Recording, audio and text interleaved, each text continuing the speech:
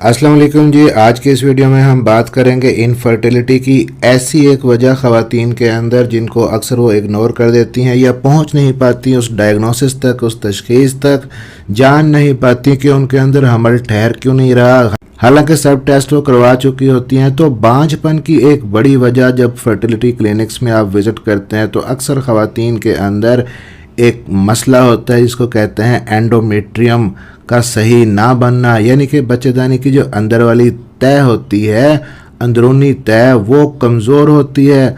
Ultrasound आप करवाती हैं, बार बार आपको बताया जाता है कि आपकी जो बच्चेदानी की तय है वो ठीक नहीं है या बच्चेदानी की लाइनिंग ठीक नहीं है, जिसकी वजह से आपको हमल नहीं ठहर रहा। आपका आईवीएफ भी बार बार इसी वजह से फेल हो जाता है, इम्प्लांटेशन भी बार बार इसी वजह से फेल होता है कि आपकी जो बच्चेदानी की अंदरूनी लेयर है वो ठीक तरह से नहीं बनी। तो आज की इस वीडियो में हम बात करेंगे कि अगर आपको प्रेगनेंसी नहीं हो रही, इनफर्टिलिटी है, बच्चेदानी की लाइनिंग आपकी ख़राब है, पहले तो आपको कैसे पता चलेगा कि बच्चेदानी की लाइनिंग आपकी ठीक है या नहीं, फिर ख़राब है तो किन वजूहात की वजह से बच्चेदानी की लाइनिंग ख़राब होती है और इसको ठीक कैसे करना है, इसका इलाज कैसे करना है। मेरा नाम है डॉक्टर ताहिर, चैनल है आपके लिए डॉक्टर हेल्पिंग हेल्थ, सब्सक्राइब ज़रूर कर लीजिएगा। जब हम बच्चेदानी की लाइनिंग की बात करते हैं तो हम बच्चेदानी की सबसे अंदर वाली तह की बात कर रहे होते हैं, जिसको एंडोमेट्रियम बोला जाता है। बच्चेदानी की आमतौर पे 3 तहें होती हैं। सबसे अंदर वाली तह को एंडोमेट्रियम कहते हैं, दरमियान वाली मोटी तह को मायोमेट्रियम कहते हैं और बाहर वाली पतली तह को पेरीमेट्रियम कहते हैं। लेकिन अगरचे पेरीमेट्रियम और मायोमेट्रियम भी उतनी ही अहम होती हैं, लेकिन ये जो एंडोमेट्रियम है, जब आपको इनफर्टिलिटी है, बच्चा नहीं हो रहा, हमल नहीं ठहर रहा, तो एंडोमेट्रियम बहुत ज़्यादा इम्पोर्टेंट होती है।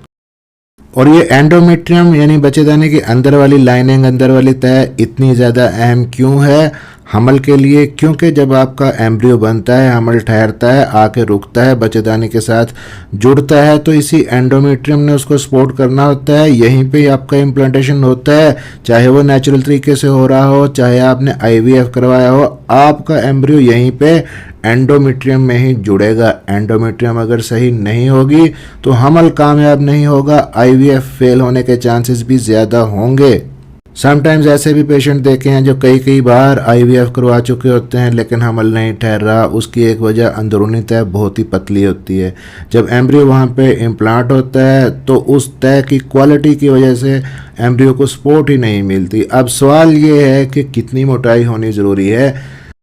तो जब हम सोनोग्राफी करते हैं तो हम देखते हैं कि अगर 7.5 मिलीमीटर कम से कम एंडोमेट्रियम की आपकी मोटाई है तो इसको ठीक माना जाता है। लेकिन यहाँ पे सिर्फ मोटाई ही अहम नहीं होती, बल्कि ये भी देखा जाता है सोनोग्राफी के अंदर कि आपकी इस एंडोमेट्रियम के अंदर ब्लड का फ्लो, खून की सर्कुलेशन कैसी है। चाहे एंडोमेट्रियम कितनी ही मोटी हो, अगर वहाँ पे ब्लड का फ्लो, खून की सर्कुलेशन अच्छी नहीं होगी, यानी एंडोमेट्रियम की मिकदार के साथ साथ उसका मायार अच्छा नहीं होगा, तो हमल कामयाब नहीं होगा। अब जिन खवातीन के अंदर बच्चेदानी की ये जो लाइनिंग है, एंडोमेट्रियम है, सही नहीं बन रही, उसकी क्या वजह हो सकती है? तो जनरली इसकी 3 बड़ी वजूहात होती हैं। पहली वजह तो ये होती है कि बच्चेदानी के अंदर कोई इन्फेक्शन हो गया है। आपको किसी किस्म का कोई इन्फेक्शन हुआ, सर्विसाइटिस, वेजिनाइटिस, वो ऊपर चला गया, या बच्चेदानी में कोई इन्फेक्शन हो गया, तो उसकी वजह से जो एंडोमेट्रियम है वो मुतासर होती है, खून की रवानी वहाँ पे मुतासर होती है, जिसकी वजह से तह आपकी सही तरह से काम नहीं करती। दूसरी वजह होती है हार्मोन का इम्बैलेंस। ख़ास तौर पे ऐसी ख़वातीन में होता है जिनको पीसीओएस है, पीसीओडी जैसी बीमारी है, उनके अंदर हार्मोन के इम्बैलेंस की वजह से एंडोमेट्रियम की मोटाई सही तरह से नहीं बन पाती। और तीसरी वजह यह हो सकती है कि बच्चेदानी का स्ट्रक्चर ही ख़राब है, चाहे वो बाई बर्थ है, आपकी बच्चेदानी छोटी है, या बाई कार्नुएट यूट्रस है, यूनिकार्नुएट यूट्रस है। बहुत सारी टाइप्स होती हैं इसकी शेप्स की।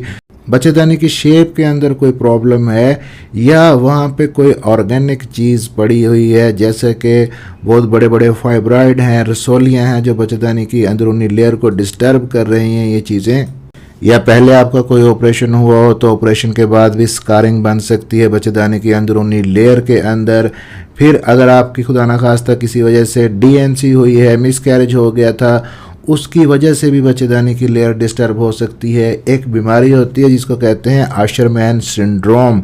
ये आशरमैन सिंड्रोम ये होती है कि इसमें बच्चेदानी की जो अंदरूनी लेयर होती है जिसको हम एंडोमेट्रियम कहते हैं, वहाँ पे स्कार टिश्यू बन जाता है और बच्चेदानी की दो दीवारें आपस में जुड़ जाती हैं। ये सर्विक्स के अंदर भी ऐसा हो सकता है, ये आपके यूट्रस के अंदर भी ऐसा हो सकता है। इन दीवारों को अलग करना, खोलना ज़रूरी होता है। अगर ये सिंड्रोम आपके अंदर है तब तक हमल नहीं होगा जब तक आप इसको ट्रीट नहीं करेंगे।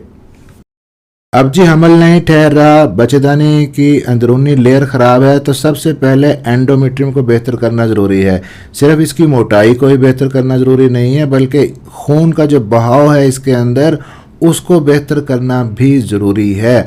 अब सवाल ये पैदा होता है कि कैसे इसको बेहतर किया जाए, तो इसमें यहाँ पे कुछ टिप्स भी आपको बताता हूँ, लेकिन उसके साथ साथ ट्रीटमेंट को भी फॉलो करना है। सबसे पहली चीज़ है फर्टिलिटी मसाज करना है। आपने अपनी बेली का किसी भी ऑयल से आपने रोज़ाना 10 से 15 मिनट के लिए ब्लड फ्लो बढ़ेगा। मेरी वीडियोस डिटेल मौजूद हैं, आप देख सकते हैं। दूसरी चीज़ आपने अपने पेट के एरिया की एक्सरसाइज करनी है। फर्टिलिटी एक्सरसाइजेस डेली बेसिस पे आपने करनी है, ब्लड फ्लो बढ़ता है इनसे।